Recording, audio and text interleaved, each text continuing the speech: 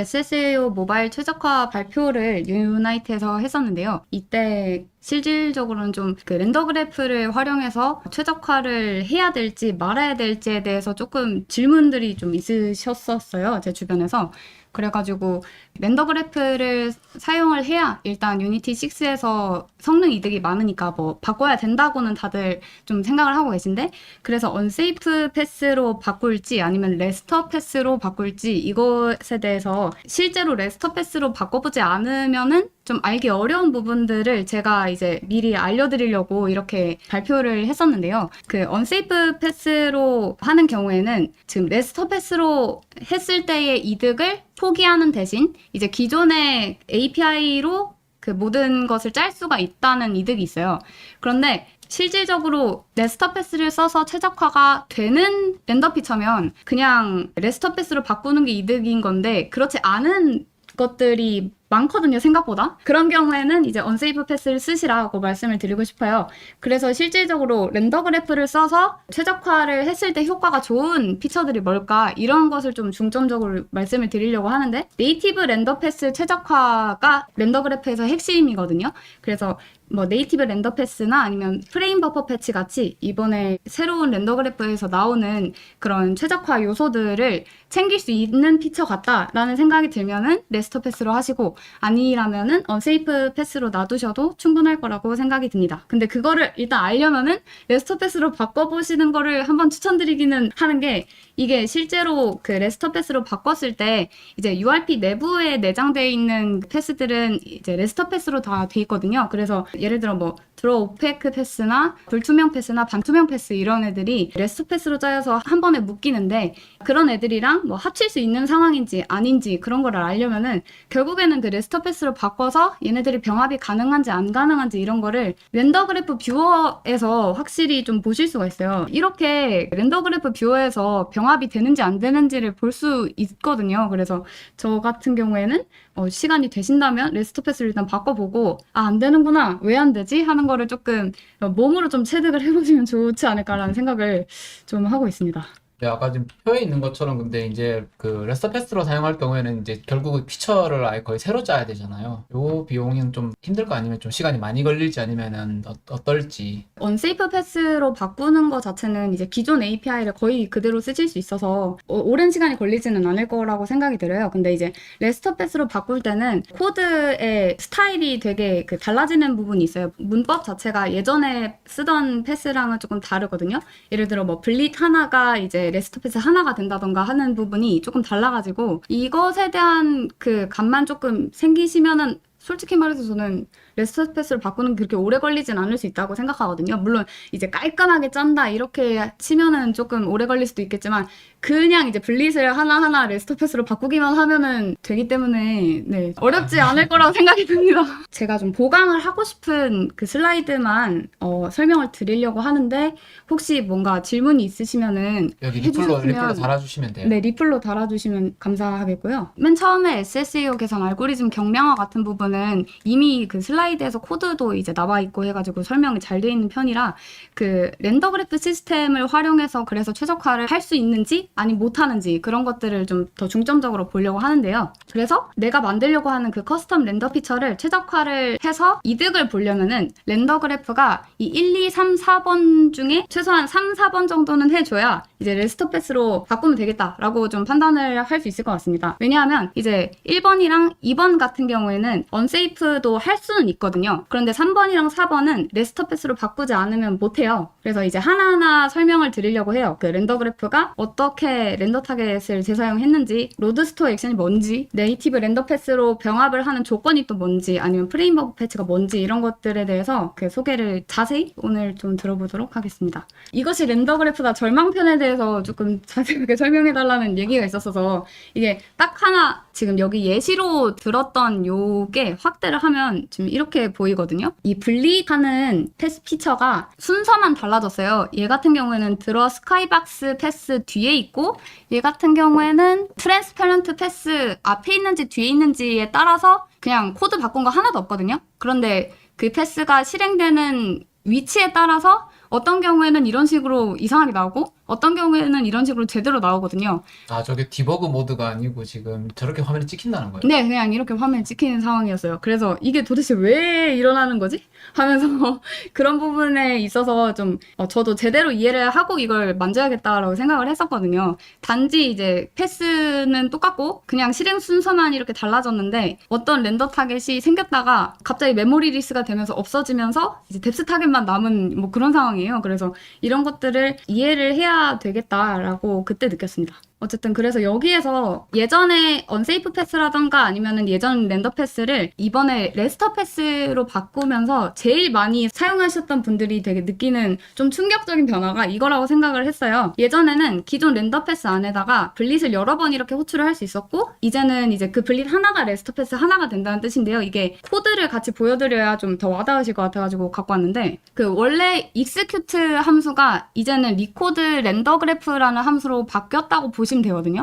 그런데 이제 거기 안에서 execute 안에 원래 이제 블릿을 A에서 B로 블릿하고 B에서 C로 블릿하고 이렇게 할 때 그냥 이렇게 한 줄이면 끝났잖아요. 근데 이제 이 한 줄들이 이렇게 커다란 레스트 패스 하나가 돼서 여기에 들어가는 거예요. 그래서 이런 레스트 패스를 하나하나 이 리코드 렌더 그래프 안에 빌더 하나씩 만들어가지고 이렇게 넣어줘야 되거든요. 그래서 처음에 이게 그 완전 안 익숙한 느낌이잖아요. 그래서 와닿지 않으셔가지고 이런 식으로 하는 게 맞냐 하고 여쭤보신 분들이 좀 있었는데 맞습니다. 근데 이렇게 함으로써 유니티가 그 블릿 하나에 사용되는 자원 같은 거를 관리를 하고 싶어가지고 지금 이렇게 바꾼 것 같아요.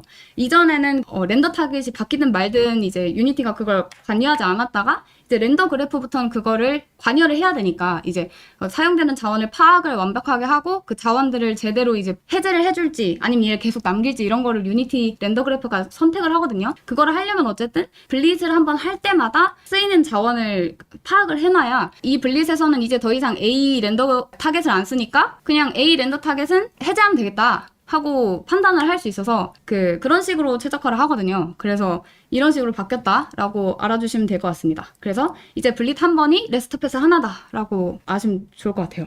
그리고 그 렌더 타겟 재사용을 자동화하는 것 같은 경우에는 기존의 렌더 그래프를 오프를 했을 때는 이런 식으로 저희가 선언한 여러 가지 렌더 타겟들 근데 이제 다 뭐 사이즈나 이런 건 다 똑같고요. 그냥 이름만 다른 애들이거든요. 그런데 얘네들이 죄다 그냥 메모리 프로파일러로 찍어보면 이렇게 4개가 다 올라와요. 그런데 렌더 그래프를 딱 키기만 하면은 언세이프임에도 불구하고 이렇게 렌더 타겟이 2개만 올라오는 거예요. 어떻게 이렇게 되는 거지 해가지고 보니까 그러니까 이 블릿 하나당 사용되는 렌더 타겟이 최대 2개밖에 없으니까 실질적으로는 2개만 할당하고 재사용을 해도 되겠다라고 판단을 한 거예요. 어차피 크기는 다 똑같고 그러니까 크기도 똑같고 포맷도 똑같고 이러니까 얘네 2개만 써서 재사용을 해도 되겠구나 라고 판단을 해서 이거를 좀 자동화를 해줍니다. 근데 여기에서 생기는 문제가 저 같은 경우에는 예를 들어 이름을 다르게 했었잖아요. 그 뭐 럴프 텍스처라고 하고 오클루전 텍스처라고 하고 이랬는데 프레임 디버그로 딱 찍어보니까 제가 원래 이제 오클루전 텍스처 1이라고 한 애가 안 나오고 럴프 텍스처가 나온다든가 그런 식으로 프레임 디버거에 제가 의도하지 않은 렌더 타겟이 찍혀 있는 거예요. 그래서 이게 도대체 뭐지? 그래서 찾아보니까 그냥 어차피 똑같은 그 디스크립션에 똑같은 속성의 렌더 타겟이니까 그냥 갖다 썼구나 하는 거를 그렇게 알았어요. 그래서 프레임 디버거를 보실 때 막 너무 놀라지 마시라고 네 적어놨습니다. 그리고 이제 두 번째 렌더 그래프가 또 자동으로 해주는 최적화가 있는데요. 로드 스토어 액션 최적화라고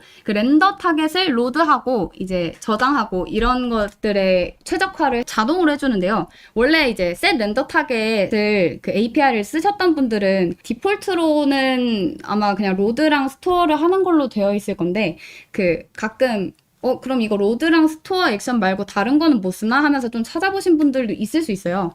그래서 예를 들어 뭐 돈케어로 하면은 성능 이득이 있다더라 해가지고 set 렌더 타겟 그거 할 때 돈케어로 바꿔보고 이랬는데 이제 실제로 그게 동작을 잘 안 하거든요. 그 예전 버전에서는. 그래서 왜 안 하지? 막 그런 식으로 했는데 동작을 너무 잘 해서 제가 잘못된 이제 그 로드 액션 같은 걸 넣어서 갑자기 출력이 이상하게 된다거나 하는 경우가 꽤 있었어요. 근데 이제 렌더 그래프가 이런 거를 자동으로 해주는데요. 로드 액션, 스토어 액션이 뭐냐를 먼저 볼 건데 일단 저희가 렌더 타겟이라는 거는 스케치북이라고 비유를 할게요.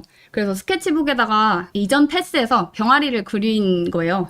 그래서 그 렌더 타겟을 그 이전 패스 다음 패스에서 이 병아리가 그려진 렌더 타겟을 그대로 써야 되는 상황이라면 로드 액션을 쓰고요. 그게 아니라 이전 패스에 그려진 그 병아리가 이번 패스에 필요가 없어요. 그냥 그 렌더 타겟 동일하게 쓸 건데 병아리는 굳이 필요가 없는 상황이라고 치면은 그냥 클리어 액션을 걸고요. 그게 아니라 지금 굳이 깨끗하게 닦인 스케치북을 쓸 필요도 없는 상황이에요. 왜냐하면 그 전부 다 이제 그 다른 그림을 그릴 거거든요. 뭐 병아리 말고 뭐 닭을 그릴 수도 있겠죠. 어쨌든 그런 상황이라서 이제 굳이 이전 렌더 타겟의 정보가 굳이 남아있을 필요가 없을 때는 돈 케어로 하는 거예요. 그래서 이게 그 각 액션마다 조금 다 내부 동작이 다른데 로드 액션 같은 경우에는 이 디바이스 메모리에서 그 렌더 타겟을 그대로 저장해 놨다가 그 커다란 렌더 타겟을 GPU 메모리로 갖고 와요. 그렇게 해야 돼가지고 그 대역폭이 들고요. 대역폭이 들고 그 다음에 로드하는 비용도 듭니다. 그냥 GPU 비용이 들어요. 그런데 이제 그냥 클리어를 하는 경우나 돈 케어를 하는 경우에는 굳이 이전 렌더 타겟에 정보가 필요 없잖아요. 그렇기 때문에 이 디바이스 메모리까지 가서 그 병아리가 그려진 스케치북을 가져올 필요가 없이 그냥 그리면 되는 거예요. 그래서 여기 디바이스 메모리까지 가는 동작을 안 합니다. 그래서 로드 비용이 안 들어요. 대신 이제 그 렌더 타겟을 깨끗하게 닦기는 해야 되니까 그런 그 클리어 비용은 들겠죠, 조금. 그 다음 돈 케어는 그 클리어 비용조차 없애는 거예요. 그냥 클리어조차 안 하겠다. 그렇게 해가지고 이렇게 사용을 하는 겁니다. 그래서 이런 식으로 저희가 선택을 해야 되는 로드 액션이 그 세 가지 경우일 수가 있는데 이전 패스에서 그렸던 렌더 타겟 내용을 보존해야 되는지 안 해야 되는지 그리고 뭐 새로 전부 칠할 건지 이런 거에 따라서 그 선택해야 되는 로드 액션이 달라진다고 해서 이렇게 표를 보여드렸었는데요. 그 예시를 조금 들어줬으면 하셔가지고 로드 액션을 돈 케어로 해야 되는 경우가 예를 들어 어떤 게 있냐 하면 그 보통 대부분의 포스트 프로세싱 효과들이 그 아웃풋 렌더 타겟 전체를 칠하잖아요. 그 결과적으로. 그래서 저희가 쓸 스케치북에다가 어떤 픽셀은 색칠하고 어떤 픽셀은 뭐 안 색칠할 거 아니고 그냥 전부 계산해서 한단 말이죠. SSAO 같은 경우에는. 모든 픽셀을 지금 다 전부 계산을 해서 결과값을 칠한 거예요. 그래가지고 이런 경우에는 이전의 이전 패스에서 나온 렌더 타겟의 정보가 필요 없잖아요. 그냥 무슨 렌더 타겟 갖고 와서 그냥 어차피 그 위에 다 덧칠할 거니까 필요 없어요. 그래서 그런 경우에는 돈 케어로 하시면 됩니다. 그리고 클리어 같은 경우에는 지금 여기 예시에 보여드린 것처럼 좀 여기 앞에 그 프레임 디버거를 보면은 이렇게 앞에 클리어라고 붙거든요. 클리어라고 붙고 이번 패스를 이렇게 딱 그려요. 그래서 그거를 이제 그 프레임 디버거로 보면은 이전에 그려져 있던 내용이 있었는데 그 렌더 타겟에 그거를 비우고 그 위에다가 불투명한 뭐 오브젝트를 그리는 이런 식으로 가는 식으로 한마디로 저희는 이 폴대를 지금 그리려고 하는데 이 모든 픽셀에다가 폴대를 그리진 않을 거잖아요. 그 부분만 그릴 거란 말이죠. 그래가지고 이런 식으로 부분만 칠할 건데 대신 이 전에 남아있는 게 있으면 안 되잖아요. 이렇게 부분만 그려야 되니까. 그래서 이런 경우에는 클리어 액션이 꼭 필요하겠죠. 그래서 이런 경우에는 클리어 액션으로 선택을 하시면 됩니다. 그리고 그런 게 아니라 로드를 써야만 하는 경우가 있어요. 예를 들어 스카이박스 패스를 지금 예시로 들고 왔는데 일단 오페크 불투명 이런 오브젝트들을 죄다 그린 다음에 그거 위에다가 스카이박스를 지금 그려야 되는 상황이잖아요. 그러니까 기존 렌더 타겟에 그려져 있는 게 필요해요. 이런 경우에는 로드 액션으로 들고 와서 여기에만 이렇게 색칠을 할 수가 있겠죠. 그래서 이런 식으로 뭔가 부분만 칠할 건데 이전 렌더 타겟의 내용이 필요할 때 그럴 때를 이제 로드 액션을 선택하시면 될 것 같습니다. 이거를 이제 저희가 선택을 원래는 언세이프에서 이런 식으로 set 렌더 타겟 API에다가 이렇게 지정을 해줄 수 있어요. 그래서 이전에는 이렇게 돈 케어를 하고 싶다 하면 돈 케어 이렇게 설정을 해줬어야 됐어요. 근데 이제 레스터 패스로 만약 바꾸시면 이런 걸 저희가 머리 아프게 생각하고 있을 필요가 없고 제가 이번 패스에서 전부 칠할 거예요 라는 것만 표시해주면 알아서 돈 케어로 세팅이 되고요. 전부 칠할 건 아니고 부분만 칠할 거예요 하면 그냥 이런 식으로 알아서 얘가 클리어로 해주고 로드로 해주더라고요. 필요한 거에 따라 이 앞에 있는 두 가지 경우의 수를 생각할 필요 없이 얘가 알아서 해줘요. 그래서 만약 언세이프 패스를 자기가 직접 이제 로우 레벨까지 제어하고 싶다 하면은 가는 게 언세이프 패스로 가도 상관없지만, 근데 어떻게 최적화해야 될지 머리 쓰고 싶지 않은데? 그러면 그냥 레스터 패스로 바꿔서 얘한테 맡기시면 됩니다. 그렇게 맡겨본 다음에 실질적으로 뭐 다른 최적화는 안 되더라도 이런 자잘한 렌더 타겟 최적화는 해주니까 그런 식으로 하시면 될 것 같고요. 스토어 액션은 마찬가지로, 이거는 되게 간단해서 설명을 바로 넘어가도 될 것 같긴 한데, 이런 거 같은 경우에는 이번 패스에 적었던 내용을 보존을 해야 되는 경우가 있잖아요. 왜냐하면 다음 패스에서 예를 들어 이번 패스에 썼던 데이터를 써야 돼요. 예를 들어 이번 패스에 SSAO 데이터 텍스처를 만들었는데 그 텍스처를 다음 패스에서 읽어와야 될 수 있잖아요. 이런 경우에는 그거를 디바이스 메모리에다가 저장을 해야 되거든요. 그래서 그런 경우에는 이렇게 스토어 액션을 써서 디바이스 메모리까지 저장을 해놓습니다. 그래서 GPU 메모리에 있던, 타일 메모리에 있던 저 병아리를 디바이스 메모리로 백업을 해놨다가 그 다음 패스에서 그거를 백업한 걸 또 로드해가지고 갖고 오거나 해야겠죠. 아니면 뭐 텍스트 샘플링을 하거나. 아무튼 그런 식으로 할 때 필요하니까 디바이스 메모리로 백업을 해놓는 과정을 하려고 지금 스토어 액션을 설정을 해야 되는 거고요. 근데 이거를 저희가 따로 코드에서 뭘 해줄 필요도 없어요. 지금 이게 그 렌더 그래프 뷰어 예시인데요. 이렇게 렌더 그래프 뷰어에서 특정 렌더 타겟이 이후 패스에서도 쓰이는지 안 쓰이는지를 계속 알 수 있거든요. 모든 패스에서. 그래가지고 지금 이 렌더 타겟이 이후 패스에도 쓰이는지 안 쓰이는지 판단을 해서 쓰인다 하면은 스토어 액션으로 자동으로 되고요. 그게 아니라 안 쓰인다 하면은 동케어 액션으로 자동 세팅이 됩니다. 그리고 이게 핵심 내용인 것 같은데요.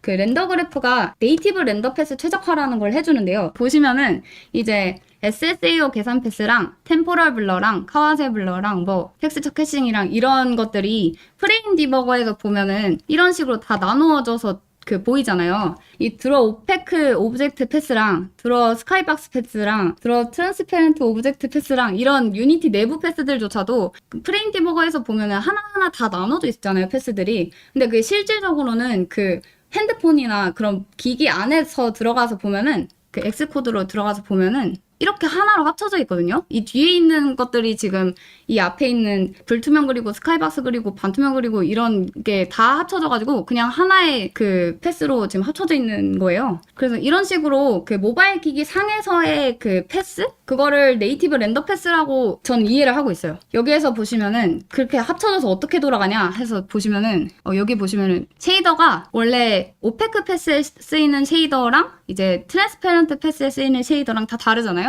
근데 다 다른 쉐이더들이 이렇게 병렬로 돌아가요. 그래서 한꺼번에 동시에 한 패스에서 여러 가지 쉐이더들이 돌아가는 거예요. 그래서 이런 식으로 생겨서 쉐이더를 이제 스테이트를 막 변화하면서 하는 게 아니라 그냥 한꺼번에 실행을 하니까 병렬 실행으로 인해서 비용이 조금 절약이 되더라고요. 근데 엄청 이걸 병렬로 실행한다 해서 무조건 다 이제 최적화가 된다라고 말하긴 조금 애매하긴 한데 일단 제가 체크해봤던 바로는 조금 줄기는 해요. 이렇게 병렬 실행이 된다는 거 하나만으로도. 그래서 가끔 막 이상한 것들 해봤거든요. 뭐 데스노멀 프리패스랑 이제 막 SSAO 계산 패스랑 합칠 수 있나 해가지고 합쳐봤는데 그때도 이제 그래서 병렬로 돌아가더라고요. 근데 이거 보면은 이게 패스 두 개가 서로 다른 쉐이더를 사용할 때는 비용 절약이 된다는데 맞아요. 쓰면은 병렬 이득이 없다 그러잖아요. 이게 조금 일반적으로 생각했을 때는 오히려 동일 쉐이더를 사용을 하는 게 더 좀 쌀 것 같은데. 이게 각 쉐이더를 다른 걸 쓸 때는 오히려 이제 비용 절약이 되는데 이제 같은 거 쓸 때 비용이 거의 없다는 게. 네네. 같은 쉐이더를 쓰면은 어쨌든 이제 내부 동작도 같은 쉐이더 스테이트를 쓰니까 그런 것 같아요. 그거를 전환을 하는 비용? 이런 게 병렬 실행되면서 주는 걸로 느껴지거든요. 그래가지고 이게 많이 줄진 않아요. 한 6ms에서 한 1ms 정도 줄었나? 이득이 있을 수 있고 없을 수도 있는 그런 거라고 보시면 될 것 같고요. 저거 근데 엑스코드 그러면 저거 우리 네. 12 프로 맥스에서 본 거예요? 네. 12 프로 맥스에서 봤습니다. 그리고 이거를 그래서 어떻게 합쳐지는지 안 합쳐지는지 확인하냐라는 질문이 또 있었어요. 이거는 다른 이제 유니티 코리아 유튜브에서 많이 잘 설명해 주셨지만 또 설명을 드리자면 이런 식으로 렌더 그래프 뷰어에서 보면은 이게 제가 만든 레스터 SSAO 패스거든요. 이거를 클릭을 하면 이 왼쪽이랑 오른쪽에 파란색으로 떠요. 이렇게 그러면은 이 파란색 버튼을 이렇게 위에 호버링을 하면요. 왜 지금 이 SSAO 패스랑 뎁스노멀 프리 패스가 왜 연결이 안 되는지에 대한 설명이 이렇게 떠요. 그래서 이런 식으로 좀 이 패스랑 연결이 될 것 같은데 이것만 바꾸면 이 패스랑 연결이 될 것 같은데 막 그런 것들을 보는 게 되게 재밌더라고요. 그래서 이렇게 됐을 때 내가 이것만 바꾸면은 이 앞쪽 패스랑 병합이 될 것 같은데 막 그런 거를 보기가 되게 쉬워서 그래서 이거를 한번 써보시는 거를 추천을 드리겠습니다. 근데 이게 패스가 왜 합쳐졌는지는 또 얘기 안 해주거든요. 그래서 왜 부셔졌는지만 알 수 있어요. 그래서 제가 지금까지 그 왜 부셔졌는지에 대한 이제 설명 같은 거를 좀 모아서 이제 설명을 드릴 건데 그 왜 부서지는지 이거 말고도 다른 원인이 있을 수 있습니다. 그래서 그거는 이제 렌더 그래프 뷰어에서 확인하실 수 있다를 말씀드리고 싶고요. 그래서 이제 병합이 되는 조건이 뭐냐, 그래서 어떻게 해야 병합이 되냐를 봤을 때 레스터 패스는 레스터 패스끼리만 묶일 수가 있어요. 예를 들어 레스터 패스랑 언세이프 패스 얘네 둘은 안 묶이고요. 왜 안 합쳐지냐면요, 이게 블룸 같은 경우에는 이제 다운 샘플링을 하고 쭉쭉 다운 샘플링 하다가 이렇게 업 샘플링을 하잖아요. 이런 URP 블룸 같은 경우도 그 유니티 6에서 그 켜보면은 언세이프 패스로 만들어져 있는 거예요. 근데 그 찾아보니까 URP 블룸은 언세이프 패스로 밖에 안 된대요. 그 굳이 이제 레스터 패스로 바꿔서 이득이 없다는 거죠. 왜 그러냐 해서 보니까 그 앞에 패스에서 사용한 그 아웃풋 렌더 타겟이랑 뒤에 패스에서 사용한 아웃풋 렌더 타겟의 속성이나 사이즈가 다를 때는 합쳐지지가 않아요. 그래서 예를 들어 그 블룸처럼 이렇게 첫 번째 패스랑 두 번째 패스 이렇게 원래 그 합쳐질까 안 합쳐질까가 궁금했는데 보니까 이 첫 번째 블릿 패스의 그 렌더 타겟이랑 이 두 번째 블릿 패스의 렌더 타겟이랑 크기가 다르잖아요. 이런 경우는 안 합쳐져요. 그래서 뭔가 그 다운 샘플링이나 업 샘플링을 반복하는 이런 피처들 같은 경우에는 좀 좋지 않다. 그리고 앞뒤 패스가 이제 독립적이라면 그 합쳐지는데요. 예를 들어 제가 이제 동일하게 카메라 컬러 렌더 텍스처라고 카메라 컬러 타겟이 있잖아요.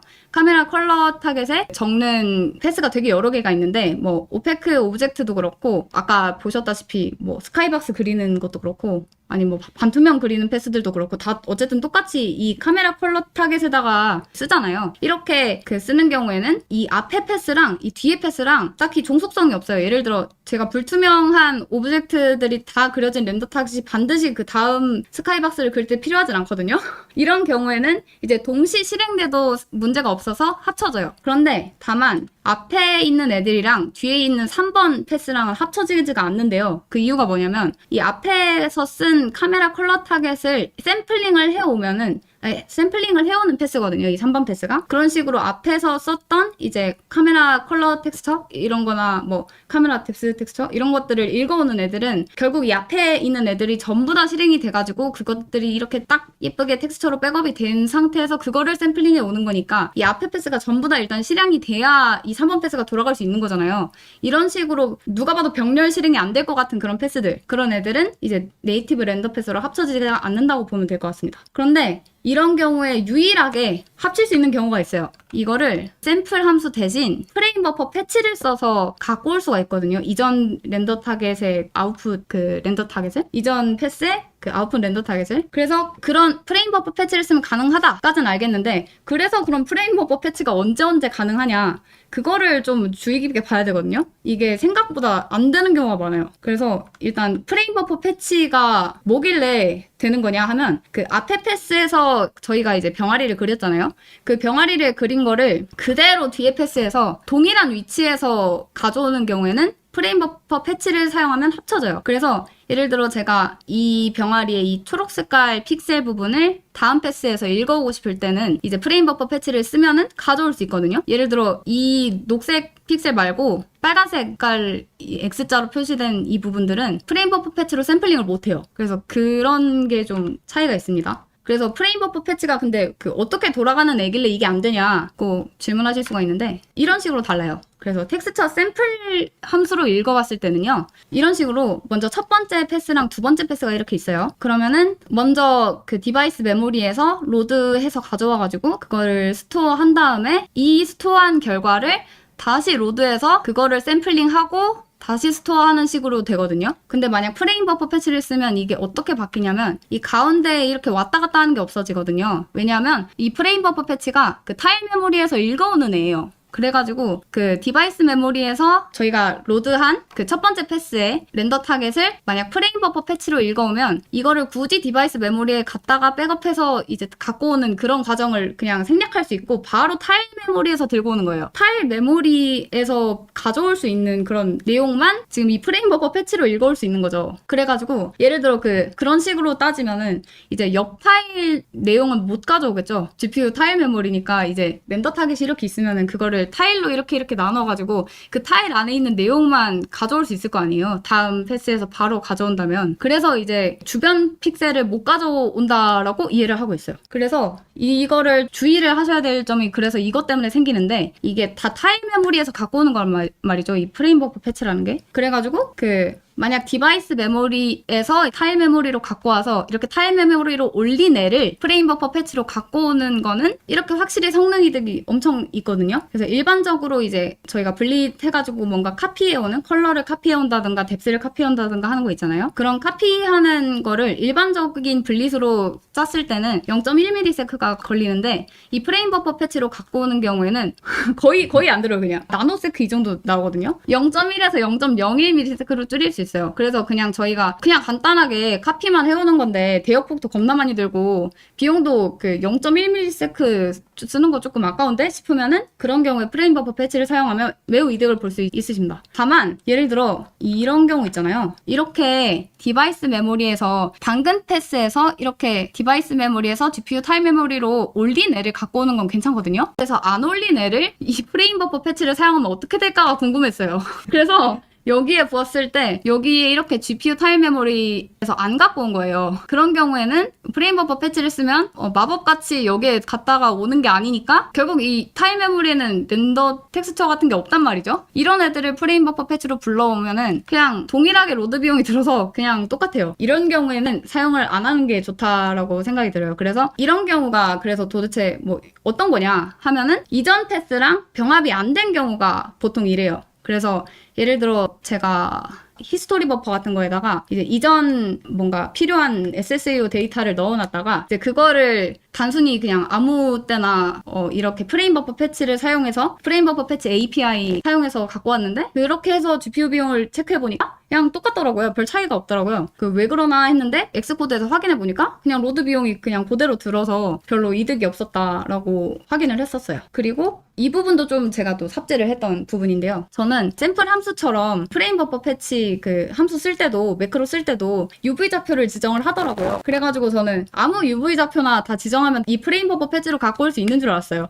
근데 그게 아니라 저희가 이미의 UV 좌표를 애초에 지정할 수가 없어요. 타일 메모리 있는 애를 그대로 불러오는 매크로다 보니까 픽셀의 UV 좌표에 있는 그 컬러값 원래 있었던 컬러값만 들고 올 수 있는 거예요. 그래가지고 예를 들어 뭐 블러 같은 피처 많이 쓰시잖아요. 블러 같은 패스. 그런 경우에는 주변 픽셀의 컬러 값이나 아니면 특정 픽셀의 UV 값을 집어넣어서 샘플링을 해야 되는 경우가 많은데 그런 피처에서는 FBF를 사용할 수가 없습니다. 그래서 실제 좀 예시를 좀 추가해달라는 요청이 있었어. 조금 추가를 해봤는데요. 그래서 실질적으로 FBF가 적용이 가능하려면 인풋이랑 아웃풋의 사이즈가 같고 그 뭐 다운 샘플링 이런 거 안 하고 그리고 원래 있던 타일 메모리 있던 값을 그대로 갖고 와야 되는 경우에만 좀 유용할 거라고 생각이 들어요. 그래서 그 예시들이 카피 컬러, 블릿 같은 단순하게 색상을 그대로 복사하는 애들 있잖아요. 그래서 그런 경우에 좀 많이 유용하게 쓰일 것 같고 흑백이 뭐 반전된다거나 이제 하얗게 번쩍이는 효과라든가 뭐 페이드를 준다든가 하는 그런 연출용 PP에는 좀 많이 쓰일 수 있을 거라고 하시더라고요. Gbuffer를 읽어가지고 수행하는 연산들은 Gbuffer를 그대로 이제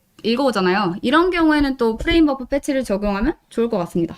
그리고 이제 블렌딩 옵션을 일반적으로 지정된 블렌딩 옵션을 사용하는 게 아니라 좀 더 소프트하게 애들을 한다던가 하는 식으로 블렌딩을 커스텀하고자 하는 것도 있거든요. 그런 경우에는 또 이걸 사용할 수 있고요. 그리고 이제 그레이스케일화 시킨다던가 아니면은 양자화를 시킨다던가 그러니까 포스터라이제이션 이펙트라고 하더라고요. 카툰 느낌의 PP 같은 거를 개발할 때도 좀 유용할 것 같고요. 아니면은 이제 다운 샘플링을 해서 보통 저희가 PP를 만들 때 최적화를 하면은 제일 먼저 다운 샘플링부터 하고 시작을 하는데 이런 다운 샘플링 최적화가 퀄리티 이슈로 이제 어려운 경우에는 이거를 FBF를 적용을 하면 조금이나마 샘플링 비용을 절감을 하실 수 있습니다. 근데 이제 적용 불가능한 예시들은 이제 수많은 블러를 해야 되는 경우 같은 경우에는 다 불가능하고요. 그리고 또 뭐 블룸처럼 앞뒤 렌더 타겟 사이즈가 빈번하게 바뀌는 경우에는 애초에 그냥 네이티브 렌더 패스로 합쳐지지도 않잖아요. 이런 경우에는 FBF를 적용하기가 어렵습니다. 이거 같은 경우에는 그러니까 메탈이나 불칸에서만 적용이 된다는 또 이슈가 있습니다. 근데 이게 문제가 메탈이나 불칸 환경이 아닌 경우 있잖아요. 뭐 윈도우라든가 그런 특히 유니티 에디터 같은 상황에서는 그 FBF가 마치 이제 주변 픽셀의 텍스처를 샘플링할 수 있는 것처럼 동작을 해요. 그래서 제가 이제 실수를 했는데 그래서 에디터에서는 예쁘게 블러 처리가 되는 것 같은데 실제 기기에서 돌려보면 블러가 하나도 안 먹여 있는 거예요. 그래가지고 이게 도대체 뭔 일이지 해가지고 봤는데 그 알고 보니까 이제 메탈이랑 불칸 환경에서만 제대로 돌아갑니다. 그래가지고 이제 맥에서 그 작업을 하시면 됩니다. 그 맥에서는 제대로 나오더라고요. 맥은 그러니까 메탈이니까. 네, 메탈이니까 맥에서 하시는 걸 추천드립니다. 아니면은 이제 매번 실기기에서 확인을 좀 해보시는 게 좋을 것 같습니다. 어차피 스타벅스 가려면 맥 써야 돼. 네, 저도 이거 할 때 이제 맥에서 작업을 해야만 했었어요. 그래서 이제 마지막으로 아까 말씀드렸던 그 FBF를 썼을 때 또 하나의 이점이 더 있거든요. 그거에 대해서 조금 설명을 드리려고 하는데요. 이제 GPU의 타일 메모리를 사용한다고 했잖아요. 그 프레임 버퍼 패치를 쓰면 GPU의 타일 메모리만 사용하는 거예요. 정확히 말하면. 그래서 지금 세 가지 원래 리소스 스토리지 모드가 있는데 이게 정확히 뭐냐면 어떤 텍스처라든가 이런 것들을 저장을 할 때 모드가 있어요. 그래서 시스템 메모리에다가 접근을 하는 주체가 그 GPU에서도 접근을 해야 되고 CPU에서도 접근을 해야 되는 텍스처라면은 이게 기본적으로 디폴트 값이 그냥 쉐어드 모드로 되어 있거든요. 그런데 이제 메모리 리스 모드로 설정이 될 때가 있어요. 이게 어떤 경우냐면 시스템 메모리에 전혀 접근을 안 하는 경우에는 타일 메모리에만 접근을 하니까 시스템 메모리에 접근을 전혀 안 하는 렌더 텍스처 같은 경우에는 그 메모리 리스 모드로 설정이 되거든요. 그래서 그런 경우가 예시를 들면 어떤 게 있냐면은 이 어떤 특정 렌더 타겟에 이런 로드 액션이랑 스토어 액션을 렌더 그래프 뷰에서 보실 수 있어요. 이걸 클릭을 해가지고 보면은 옆에 이 렌더 타겟의 로드 액션이 클리어고 이 렌더 타겟의 스토어 액션이 돈키어다라고 나오거든요. 근데 이렇게 된 경우에는 로드 액션이 클리어라는 게 무슨 뜻이죠? 디바이스 메모리에 접근을 안 했다는 뜻이잖아요. 만약 접근을 했다면 로드겠죠. 그리고 스토어 액션이 돈케어라는 소리도 또 마찬가지로 디바이스 메모리에 접근을 안 했다는 뜻이잖아요. 저장을 딱히 안 했다는 뜻이니까 결국 이런 식으로 프레임 버퍼 패치로 읽어왔던 경우에는 이 렌더 타겟이 이런 식으로 바뀌어요. 그 로드 액션이랑 스토어 액션이 전혀 렌더 타겟을 경유하지 않는 걸로 설정이 된단 말이죠. 그래서 이런 경우에는 해당 렌더 타겟은 타일 메모리에만 존재를 하게 돼요. 그래서 그런 경우에는 메모리 낭비를 하지 않는 거죠. 그냥 GPU의 타일 메모리에만 계속 존재하는 거예요. 그래서 모바일 같은 경우에는 중간에 만드는 템포러리 렌더 타겟 이런 것들을 되게 사용하시잖아요. 아니면 뭐 Gbuffer라든가 이런 것들이 지금까지 문제가 됐던 이유가 그 메모리에다가 일단 점유하는 그 메모리 양이 너무 많아서 이 부담이 되는 것도 있었잖아요. 그 원래 모바일 디바이스는 그 사용할 수 있는 메모리 양 자체가 적으니까. 근데 만약 이거를 사용해서 Gbuffer를 모두 타일 메모리에만 존재하게 해서 프레임 버퍼 패치로만 계속 읽어온다면 이론상 Gbuffer들이 다 이 메모리 리스 모드가 돼서 이론상 타일 메모리에만 있게 되고 이런 경우에는 메모리에서 실질적으로 차지하는 비용이 없어요. 그런 식으로 좀 최적화를 하실 수 있습니다. 그래서 예를 들어 이게 그 유니티 기본 이제 샘플 프로젝트에서 프레임 버퍼 패치였나? 그거 봤을 때 내용인데 이 뒤에다가 제가 임의로 볼릿을 넣어서 메모리 리스가 됐던 애를 그냥 샘플을 해왔었거든요. 그냥 샘플링을 하는 경우에는 바로 스토어 액션이 스토어로 바뀌어요. 그렇게 되면서 메모리 리스 모드가 또 풀립니다. 그래서 만약 특정 메모리 리스 렌더 타겟을 이제 프레임 버퍼 패치로 읽어올 수 있으니까 계속 그렇게 사용을 하시면은 실질적으로 메모리에는 그 차지하지 않는 렌더 타겟이 생기는 거죠. 그러니까 렌더 타겟인데 메모리 낭비는 안 하는 그런 렌더 타겟으로 사용하실 수 있습니다. 그리고 이제 그 마지막으로 템포럴 블러 관련해가지고 너무 빠르게 설명을 드렸었는데 그 부분에 대한 좀 코드가 있으면 좋겠다고 하시는 분들이 있어서 그 부분을 조금 예. 보강을 했습니다. 유나이트 때 요게 저희가 네. 보면은 이게 좀 경량화? 네. 위해서 이제 좀 고민을 했던 부분인데 세션 할 당시에는 좀 시간이 없다 보니까 되게 짧게 설명하고 넘어갔어요. 이거 내용이 되게 좀 흥미로운 주제이긴 하거든요.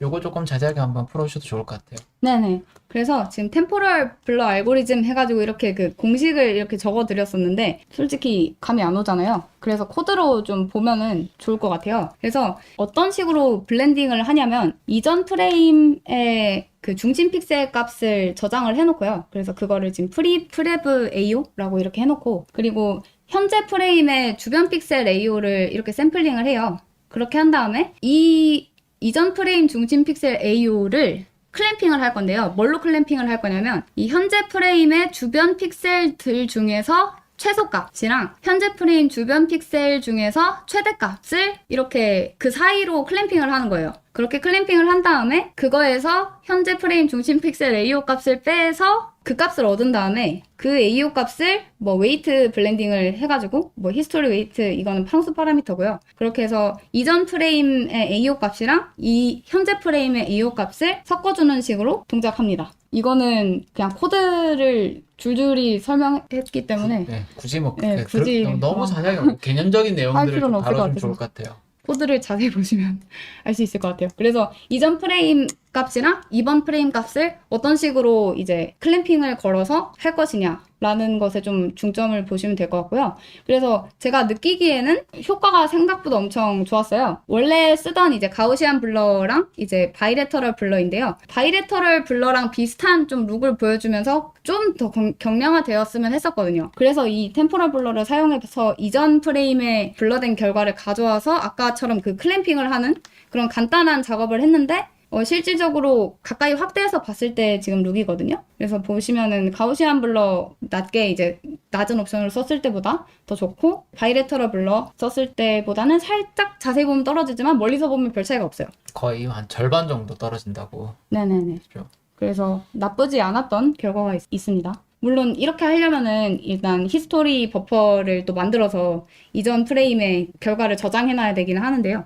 그래도 효과가 꽤 좋았던 걸로 기억이 됩니다. 이거 같은 경우에는 간단하게 이제 설명을 드리면 이거는 이전 프레임에서 샘플링한 위치랑 이번 프레임에서 샘플링한 위치를 그냥 조금만 다르게 했어요. 그러면은 이전 프레임에서 샘플링한 위치는 이렇게 중심에서 그 위, 아래, 옆, 양옆 이렇게 샘플링을 하는데 이번 프레임에서 이제 샘플링을 하는 거는 걔네만 딱 피해서 하는 거죠. 그럼 결국 그 앞에 결과랑 뒤에 결과랑 합산하면은 되잖아요. 이렇게 해서 좋은 점이 뭐냐면 원래 샘플링을 9번 샘플링을 원래 해야 됐었는데 그거를 두 프레임에 나눈 거죠. 한 프레임에 4번 샘플링 하는 걸로 똑같은 효과를 볼 수 있어요. 성능적으로. 그런데 이제 퀄리티 차이는 없이. 그래서 이런 것들은 이제 간단하게 시도해 보실 수 있는 최적화라고 보시면 될 것 같습니다. 저희가 이거 관련돼 가지고 이제 작업하면서 그래서 이제 되게 정적인 씬에서는 이렇게 꽤 괜찮을 것 같다 그랬는데 이제 움직임이 많은 경우에는 결국은 이제 이게 그 템포럴 AI하고 결국 비슷한 코스팅 네네. 증상이 나다 보니까 맞아요. 이게 속도가 좀 있는 이제 뭐 프레임 변화가 심한 경우에는 이제 사용을 안 하고 또 멈추면 쓰고 막 그렇게 이제 맞아요. 적용을 테스트를 했었거든요. 네네. 제가 한 건 아니고 여기서. 이렇게 움직일 때는 일반적인 카와세 블러 같은 거 썼다가 이제 멈춰 있을 때는 그 기존의 방식으로 쓰거나 아니면 캐싱해서 씁니다. 그래서 지금 움직일 때 보시면 살짝 블러 퀄리티가 구려진 걸 보실 수 있어요. 근데 이게 그러다 보니까 그 유니티도 보면은 템포럴 AI 같은 경우는 카메라가 많이 맞아요. 움직였을 때 맞아요. 고스팅이 된 것들이 되게 많은데 이걸 이제 주로 이제 이게 유니티 URP나 이제 예전에 뭐 HDRP도 그렇지만은 빌트인으로 쓰고 그냥 쓰다 보니까 이런 증상에 대해서는 거의 뜯지 않으면 대응을 못 하니까 이제 일반적인 사용하는 경우는 안 했는데 저희는 이 피처 개발 관련돼서 이제 저희가 직접 하다 보니까 요걸 어떻게 회피할까 막 하다 보면은 그럼 빨리 움직일 때는 쓰지 말자. 근데 카메라가 빠르게 움직였을 때는 이게 조금 퀄리티가 낮아지는 게 이렇게 눈에 안 띈단 말이죠. 그렇죠. 그러다 보니까 이런 방식이 아마 제일 효과적이지 않을까. 그리고 해외 게임들 보게 되면은 빠르게 움직일 때 그래서 사용되고 있는 피처들 보면은 성능이 좀 빠졌다가 올라올 때 또 이것도 이제 바로 바뀌는 게 아니고 되게 점진적으로 이렇게 AO 같은 것들이 먹히는 경우가 있어요. 맞아요. 그렇게 되는 것들을 좀 저도 몇 번 봤었고 저희도 이거 레퍼런스 수집하다 보니까 그러면 이런 식으로 접근하면 어떨까 해가지고 나온 결과라서 한번 요런 접근들은 한 번쯤은 고민해 보셔도 좋을 것 같아요. 그래서 그냥 움직일 때 원래 이제 PC 같은 데서는 이제 좀 더 정밀하게 이전 프레임의 텍스처에서 좀 더 정밀하게 갖고 오고 이런 것들을 할 수 있는데 뭐 모션 벡터 텍스처라든가 이런 게 있으면 가능한데 모바일에서 그런 거를 쓰기가 조금 부담이 많이 되더라고요. 그래가지고 그냥 안 하는 걸로 그래서 움직일 땐 그냥 안 하는 걸로. 그래서 만약 블러 퀄리티가 너무 다운된다 싶으면은 뭐 움직일 때만이라도 조금 더 좋게 블러를 쓴다든가 또 조금 비싼 블러를 쓴다든가 하면 되지 않을까 싶어요. 근데 일단 시각적으로 봤을 때 움직이는 속도나 이런 거에 따라서 조금 많이 다른 부분이라 그런 거는 한번 테스트를 한번 해보시는 게 제일 좋을 것 같습니다. 그 향후 계획 같은 경우에는 이거 정도 썼었는데 우리 그냥 이제 그 네. 회의 때 얘기했던 것들? 네, 그 컴퓨터 쉐이더로 이걸 바꿨을 때 지금 보면은 컴퓨터 쉐이더에서 돌아가는 파이프라인이랑 이제 프래그먼트 쉐이더에서 돌아가는 파이프라인이랑 병렬로 돌아가거든요. 그래서 만약 이제 다른 프래그먼트 쉐이더들이랑 그 아예 독립적으로 컴퓨터 쉐이더에서 계산을 해서 돌리면은 좀 더 짧은 시간 안에 그 여러 가지 그림자 패스를 함께 병렬로 실행할 수 있지 않을까 하는 정도만 그때 계획을 가지고 있었고요. 그리고 최근에 VRS 같은 게 나왔던데 이거를 혹시 적용을 해볼 수 있을지 좀 검토를 해보고 싶습니다.